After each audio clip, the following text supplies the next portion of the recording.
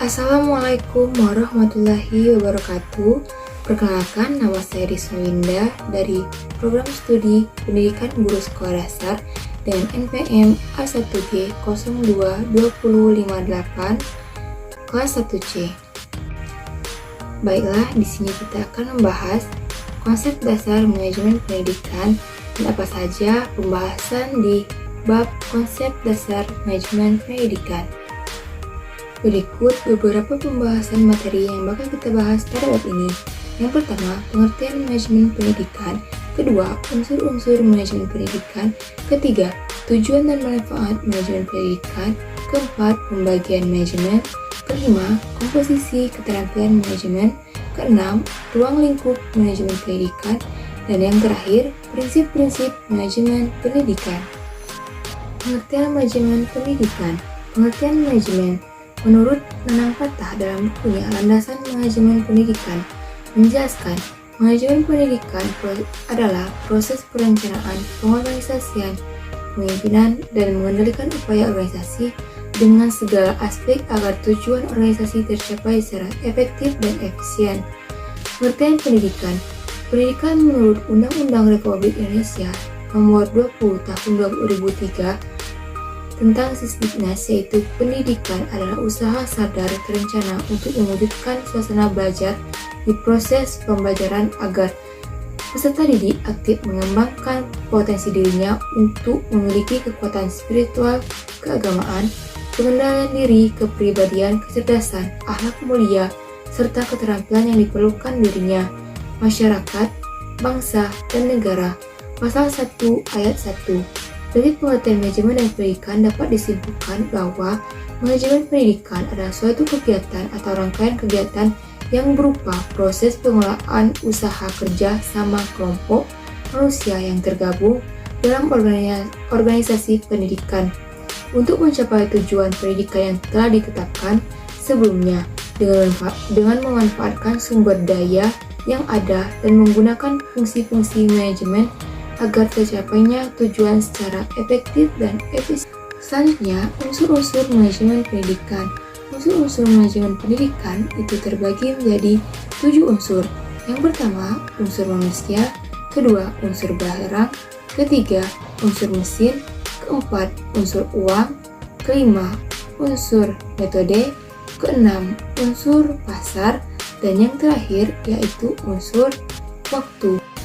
Berikut tujuan dan manfaat manajemen pendidikan menurut Kurnia Dinda Mas Helis antara lain: 1.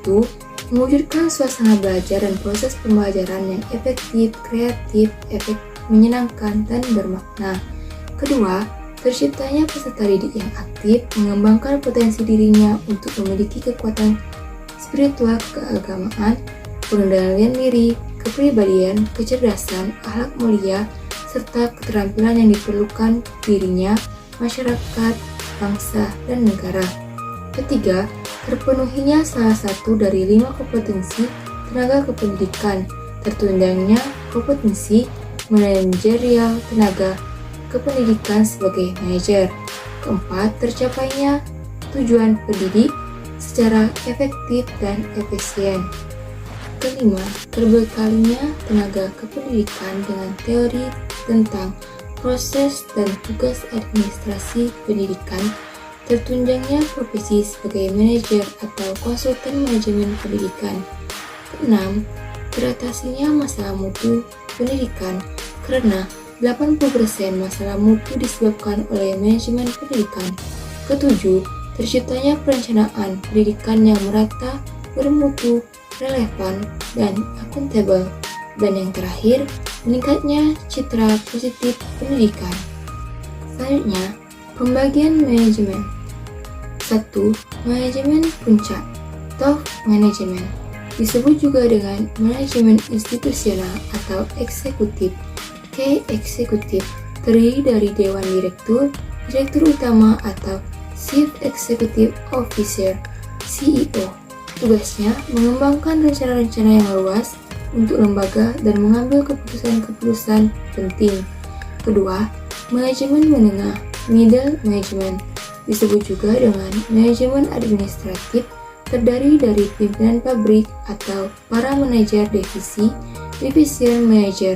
Tugasnya bertanggung jawab untuk mengembangkan rencana-rencana operasional yang lebih luas dan menerapkan rencana yang dibuat oleh manajer. Dan yang terakhir yaitu manajer pelaksana. Operating management disebut juga dengan manajemen penyedia atau supervisory management. Tugasnya bertanggung jawab untuk melaksanakan rencana-rencana yang dibuat oleh para manajer menengah. Berikutnya, komposisi keterampilan manajemen. Ada 3. Yang pertama, keterampilan teknik. Technical skill merupakan kemampuan untuk menggunakan alat-alat, prosedur, teknik suatu bidang khusus, ahli beda, teknik, pemusik, akuntan. Kedua, keterampilan manusiawi. Human skill merupakan kemampuan untuk bekerja dengan orang lain, memahami orang lain, dan mendorong orang lain baik sebagai perorang maupun kelompok. Dan yang terakhir, keterampilan konseptual. Conceptual skill merupakan kemampuan mental untuk mengkoordinasi dan memadukan semua kepentingan dan kegiatan organisasi yang meliputi A. Melihat organisasi secara keseluruhan. B. Memahami perubahan pada setiap bagian yang dapat mempengaruhi organisasi. Selanjutnya, ruang lingkup manajemen. Menurut Baharudin, ruang lingkup manajemen pendidikan antara lain sebagai berikut. Pertama, manajemen kurikulum. Kedua, manajemen personalia. Ketiga, manajemen peserta didik. Keempat, manajemen sarana dan prasarana. Kelima, manajemen keuangan atau pembiayaan. Keenam, manajemen administrasi. Ketujuh, manajemen humas. Dan yang terakhir, manajemen layanan khusus. Selanjutnya, pembahasan kita yang terakhir, prinsip-prinsip manajemen. Menurut Douglas, merumuskan prinsip-prinsip manajemen pendidikan sebagai berikut. 1. Memprioritaskan tujuan di atas kepentingan pribadi dan kepentingan mekanisme kerja. Kedua, mengkoordinasikan wewenang dan tanggung jawab. Ketiga, memberikan tanggung jawab pada personil sekolah hendaknya sesuai dengan sifat-sifat dan kemampuannya. Keempat, mengenal secara baik faktor-faktor psikologis manusia. Dan yang terakhir, 5. Relativitas nilai-nilai. Prinsip-prinsip tersebut memiliki esensi bahwa manajemen dalam ilmu dan praktiknya harus memperhatikan tujuan, orang-orang, dan tugas-tugasnya. Sekian pembahasan materi pada bab konsep dasar manajemen pendidikan. Semoga berguna bagi kita semua. Saya akhiri. Wassalamualaikum warahmatullahi wabarakatuh.